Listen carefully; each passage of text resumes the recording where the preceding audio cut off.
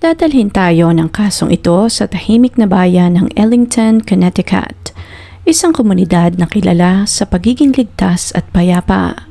Dito ang mga kalye ay mas sanay sa ingay ng mga batang naglalaro at mga kapitbahay na nagkakamustahan kesa sa anumang uri ng kapahamakan. Ngunit noong December 23, 2015, isang ordinaryong umaga bago magpasko, ang nauwi sa isang trahedyang walang sino man ang mag-aakala. Sa loob ng isang tahanang tila puno ng pagmamahalan at tagumpay, isang lihim ang unti-unting mabubunyag. Balikan natin ang kwento ni Connie DeBate, isang ina, isang anak, at isang babaeng naging liwanag ng napakaraming buhay. Ipinanganak si Connie noong July 31, 1976 sa Rockville, Connecticut. Siya ang bunsong anak ni Kenneth at Cindy Margota at lumaki siyang napapalibutan ng pagmamahal ng kanyang buong pamilya. Naalala ng kanyang kapatid na si Keith ang unang beses niyang nakita si Connie sa ospital.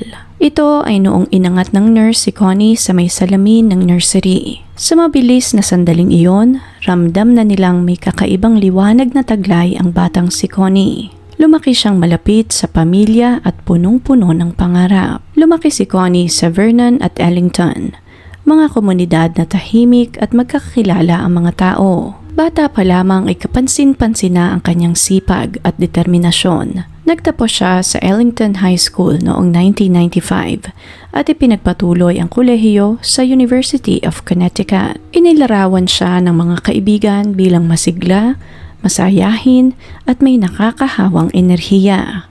Pakiramdam ng iba ay mas magaan ang araw tuwing nakakasama nila si Connie. Pumasok si Connie sa pharmaceutical sales pagkatapos ng kolehiyo, isang trabahong may kaakibat na sipag at mahusay na pakikitungo sa tao. Hindi nagtagal, siya ang naging top performer sa mga kumpanyang kanyang pinasukan. Nang magtrabaho siya sa Reckitt Benckiser, palagi siyang kabilang sa mga nangunguna sa sales. Ilang beses din siyang tumanggap ng President's Club Award bilang pagkilala sa kanyang dedikasyon. Ngunit higit sa lahat, ipinagmalaki niya ang pagtulong sa mga doktor at pharmacist na kanyang nakakausap araw-araw. Taong 1990s, nagkakilala sina Connie at Richard sa isang simpleng office party. Mula sa simpleng palitan ng mga biro at ngiti, unti-unti silang naging magkaibigan. At hindi nga nagtagal, umusbong ang kanilang pagmamahalan. Medyo taliwas ang personality ni Connie at Richard. Si Connie ay outgoing at masayahin, habang si Richard naman ay mas reserved at analytical. Ngunit sa kabila noon, nagawa nilang balansehin ang kanilang pagkakaiba. At noon ngang 2003, nagdesisyon ang dalawa na gawin ng opisyal ang lahat. Pinakasalan ni Connie si Richard noong July 4, 2003. Nanirahan sila sa isang kolonyal na bahay sa Birchview Drive, isang lugar na kilala sa katahimikan at pagiging family-friendly. Noong 2006 at 2009, isinilang ang kanilang mga anak na sina RJ at Connor. Para kay Connie, ang bawat araw ay umiikot sa kanilang mga anak. Ang bawat mga ngiti, bawat unang hakbang, at bawat pagtawa ay nagdudulot ng walang kapantay na ligaya sa kanya. Ang panganay nilang anak ang siyang naging unang source of happiness nilang mag-asawa. Ginawa ni Connie ang lahat upang maibigay lahat ng pangangailangan ni RJ at siniguro na magkakaroon ito ng maganda at maayos na kinabukasan. Ipinanganak naman ni Connie si Connor noong 2009 na may cleft lip, isang kondisyon na nangangailangan ng patuloy na atensyong medikal at espesyal na pangangalaga. Nang mga panahong ito, si Connie din ang nag-aalaga sa ama niyang may leukemia. Sa kabila ng lahat ng pagod, hindi nagreklamo si Connie. Para sa kanya, ang bawat sakripisyo na ginagawa niya para sa kanilang mga anak ay bahagi ng pagiging ina. Isang tungkulin na pinili niya at tinanggap ng buong puso. Sa bawat gamutan at mga gabing walang tulog, ang pagmamahal niya sa kanyang mga anak ang kanyang naging gabay. Naging sentro ng kanyang mundo ang pagiging isang ina. lahat ng desisyon na kanyang ginagawa ay para sa kapakanan ng kanyang mga anak. Bukod sa pagiging isang mabuting ina, naging aktibo din si Connie sa komunidad ng Ellington, lalong-lalo na sa Ellington Ambulance Corps. Nag-organisa siya ng mga fundraisers at tumulong sa mga pamilyang nangangailangan. Kilala siya bilang palaging nangunguna sa volunteer list sa tuwing may mga sakuna, at dahil nga doon, si Connie ang nabansagang sunshine ng kanilang komunidad. Larawan ng isang perpektong pamilya ang pamilya ni Connie at Richard. Mayroon silang magandang bahay, stable at maayos na trabaho, at may 2 anak na lumalaki sa isang ligtas at payapang komunidad. Ngunit sa loob ng kanilang tahanan, may mga alalahanin na unti-unting nagpapabigat sa kalooban ni Connie. Ito ang katotohanan na ang kanyang asawang si Richard ay nalululong at naglulustay ng pera sa mga strip clubs. Sa pagdaan ng mga buwan, tahimik niyang dinala ang mga alalahaning iyon habang patuloy niyang inaayos ang kanyang pamilya. Bukod pa dito, nagkaroon din ng on and off romantic relationship si Richard sa babaeng nagngangalang Sarah Ganzer. Kaibigan ni Richard si Sarah simula pa noong high school. Ngunit taong 2015, nalaman ni Sarah na nagdadalang tao siya at ang ama ng bata ay walang iba kundi si Richard. Nangyari lahat ng ito habang kasal pa rin si Richard at Connie. Dahil sa pressure, nangako di umano si Richard na ide-divorce na niya si Connie. Nang sa ganon ay maging malaya na silang dalawa. Ngunit katulad ng ibang manloloko, walang buto si Richard na panagutan ang kahit na sino. Sa halip na harapin ang kapalpakan na kanyang nagawa, mas pinili niyang paslangin na lamang ang asawang si Connie. Hanggang sumapit ang umaga ng December 23, 2015. 2 araw bago ang Kapaskuhan. Naghanda ang mga bata para pumasok ng school, habang si Connie naman ay may planong mag-spinning class sa YMCA. Umalis siya ng bahay para mag-exercise. Ngunit nang dumating sa YMCA, nalaman niyang cancelled pala ang kanilang klase ng araw na iyon. Dahil wala namang ibang pupuntahan, nagdesisyon na lamang siyang umuwi ng kanilang tahanan. Ngunit ang hindi alam ng kanyang pamilya, iyon na ang huling pagkakataon na makikita nilang buhay si Connie. Nang araw na iyon, suot ni Connie ang kanyang Fitbit. Isa itong wearable device na nagtatala ng kilos, hakbang at mga activities ng tao araw-araw. Base sa datos ng gadget na ito, bandang alas 10:05 ng umaga, tumigil ang paggalaw ni Connie. Iyon ay dahil may bumaril kay Connie sa loob mismo ng kanilang bahay. At iyon din ang oras na tumigil ang kanyang pulso at binawian siya ng buhay. Pagkatapos ng insidente, inactivate ni Richard ang panic alarm sa kanilang bahay. Mabilis naman ang naging pagresponde ng mga pulis at ilang minuto lamang ang lumipas ay dumating na ang mga ito sa kanilang bahay. Nadatna ng mga pulis si Richard na nakaupo sa sahig ng kanilang kusina. Nakatali ang kanyang mga kamay sa isang silya at may mga sugat din sa katawan. Si Connie naman ay nakahandusay din sa sahig, duguan at wala ng buhay. Natagpuan ng mga pulis ang katawan ni Connie sa basement at may mga tama ng baril sa batok at sa kanyang tiyan. Ayon sa testimonya ni Richard, papasok na sana siya ng trabaho ng araw na iyon. Nagdadrive na siya papunta sa kanilang opisina nang maalala niya na nakalimutan niyang dalhin ang kanyang laptop. Nang makapasok ng bahay, may narinig di umano siyang mga ingay sa ikalawang palapag ng kanilang bahay. Umakyat siya sa second floor at nakita niya ang isang hindi kilalang lalaki na hinahalungkat ang kanilang cabinet. Malaki ang katawan ng lalaking ito, naka-camouflage suit, nakamaskara at kaboses di umano ni Vin Diesel. Sinita niya ang lalaking ito at dito na nga nagsimula ang pagbubuno sa pagitan niya at ng sospek at nadatnan sila ni Connie sa ganoong sitwasyon. Nang makita niya si Connie, inutusan niya itong tumakbo. Hinabol siya ng lalaki papunta sa basement at saka pinaputukan sa batok at tiyan. Matapos iyon, binalikan siya di umano ng lalaki at saka siya itinali sa silya sa kanilang kusina. Kinuha din ng suspect ang kanyang wallet at sinunog ang kanyang muka gamit ang isang blowtorch. Nagtamo siya ng mga saksak at mga paso sa muka.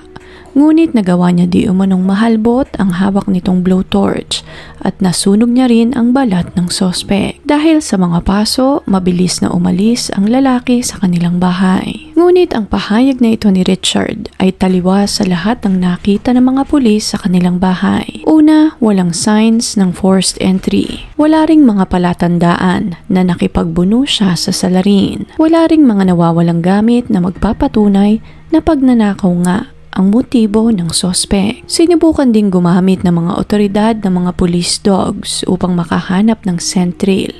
Ngunit ilang beses silang ibinalik ng mga police dogs sa ambulansya kung saan ginagamot si Richard. Ilang beses ding nagsinungaling si Richard sa mga investigador. Una, sinabi niya sa mga pulis na walang problema sa pagsasama nila ni Connie. Hanggang sinabi na niya sa mga pulis na nagkaroon sila ng fertility issues. Kinuha di umano nila si Sarah Ganzer bilang surrogate mother through artificial insemination. Lahat di umano ito ay alam at aprobado ng asawa niyang si Connie at ang plano sana ay co-parenting lamang ang mangyayari. Ngunit nabuntis ni Richard si Sarah in a traditional way, kaya't nag-expect di umano ito na mas malaki sa kanya. Naumasa ito na ide-divorce niya si Connie. Sa pagpapatuloy ng investigasyon, napatunayan ng mga pulis kung gaano kasinungaling itong si Richard. Base sa mga digital footprints, ginamit ni Richard ang kanyang laptop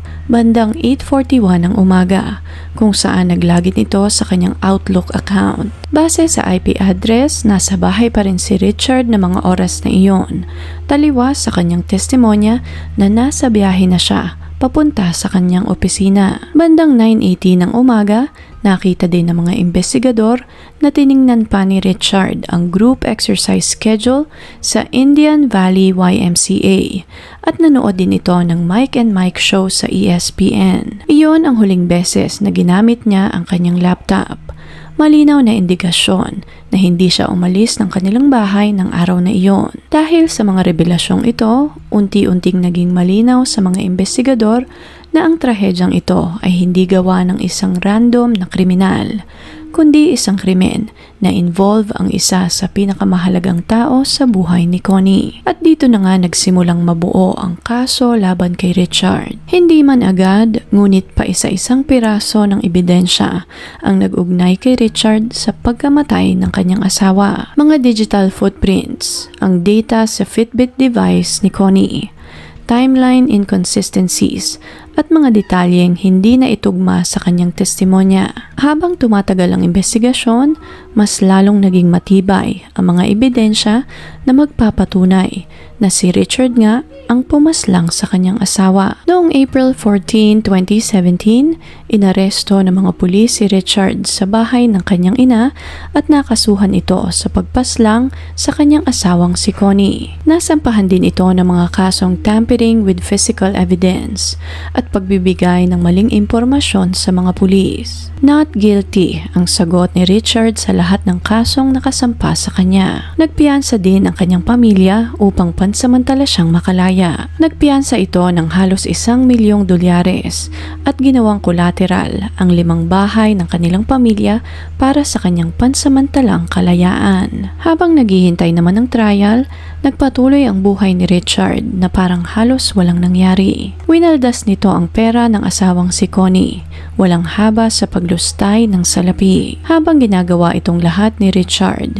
iniwan naman niya ang kanyang 2 anak sa pangangalaga ng ibang kamag-anak. Ngunit napakaraming naging balakid para sa pamilya ni Connie na makuha ang hustisya para sa kanya. Paulit-ulit na napospon ang hearing.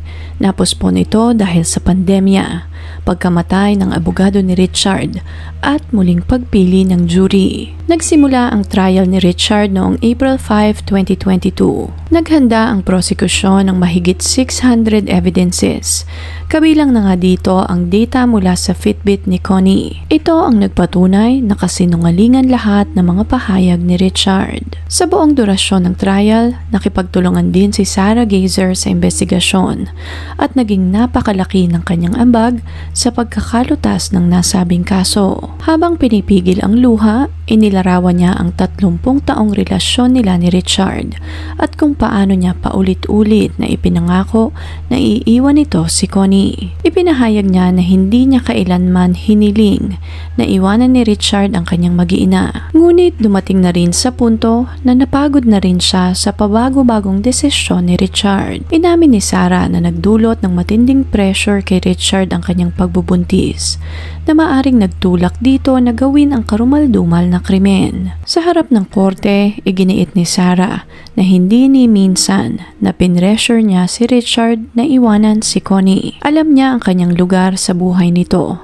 at maliwanag din sa kanya na may asawa at mga anak si Richard. Sa harap din ng judge, paulit-ulit na iginiit ni Richard na siya ay inosente at walang kinalaman sa pagkamatay ng kanyang asawa. Subalit katulad nga ng nabanggit kanina, lahat ng ebidensya ay walang ibang itinuturo kundi siya. At noon ngang May 10, 2022, napatunayang guilty si Richard sa lahat ng kasong nakasampa sa kanya. Sa durasyon ng trial, nabulgar din kung paano winaldas ni Richard lahat ng naipundar ni Connie. Lahat ng mga ari-arian, mga bahay na nabili ni Connie ay ibinenta ni Richard para sa pansariling pangangailangan. Sa huli, ang tanging natira at maiiwan sa mga anak ni Connie ay $6.24 o kulang-kulang 400 pesos sa ating pera. Matapos ang lahat, si Richard ay napatawan ng 65 years sa likod ng mga rehas. Ayon sa kapatid ni Connie na si Keith Margota, may kasamang ginhawa at pait ang verdict na natanggap ni Richard. Nawala na ang mabigat na pasanin sa kanilang balikat nang marinig nila na maaaring hindi na makalabas pa ng buhay sa kulungan si Richard. Ngunit ang pinakamahirap harapin ay ang katotohanan na hindi na maibabalik pa ang buhay ng kanyang kapatid na si Connie. Sa kasalukuyan, nakapiit si Richard sa McDougall Walker Correctional Institution at may maximum release date na May 2, 2087. Ang dalawang anak naman ni Connie na sina RJ at Connor ay nasa pangangalaga ng kanilang tiyuhin. Hindi pa rin pinabayaan ng kanilang komunidad ang mga anak ni Connie. Nagsagawa sila ng fundraising para sa college funds ng mga bata upang masiguro na kahit wala na ang kanilang ina ay magkakaroon pa rin sila ng magandang kinabukasan, katulad ng pangarap sa kanila ni Connie. Natapos naman ang pag-uugnayan ni Sarah at Richard noong 2022 at mas pinili ni Sarah na tahimik na mamuhay sa isang maliit na bayan sa Connecticut kasama ang anak na babae nila ni Richard. Sa huli, panalangin ng mga magulang ni Connie na naway lubusan na itong makakapagpahinga sa piling ng may kapal at panawagan sa kanilang komunidad na patuloy nilang alalahanin ang kanilang anak bilang isang tao na may mabuting kalooban, isang tao na handang tumulong sa sinumang nangangailangan. Kung interesting po ang kasong ito para sa inyo, please leave a comment and share your thoughts sa comment section below. Please click on the subscribe button and notification bell as well para updated kayo sa mga susunod pang videos. Salamat po and see you on the next one.